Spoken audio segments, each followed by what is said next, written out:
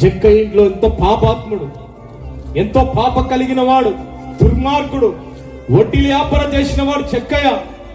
వడ్డీలు వ్యాపారం చేసిన ఈ జక్కయ్య ఎందుకు ఆయన ఇంట్లో సంచరిస్తూ ఉన్నాడు, ఇంట్లో గడుపుతూ ఉన్నాడు, ఆయనలో ఎందుకు ప్రవేశించాడు?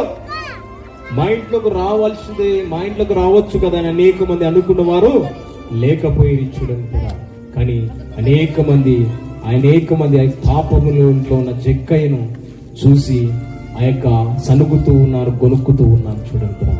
అప్పుడు దేవుడు ఏమంటాడంటే, ఇతను కూడా అబ్రహాము కుమారుడే, నేడు ఇంటికి ఏం కలిగిందట? రక్షణ కలిగింది.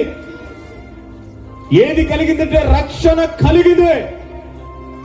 దేవుడు ఎందుకు వచ్చాడంటే రక్షించడానికి, భూలోకానికి మనిషిని రక్షించడానికి లోకానికి వచ్చాడు. ఏదో నీ డబ్బు వైపు కాదు కానీ, నీ ధనం వైపు కాదు కానీ, నీ అందము వైపు కాదు కానీ, నీ అంతస్తు వైపు కాదు కానీ ఆశపడి కార్యక్రమానికి లోకానికి రాలేదు ఆయన.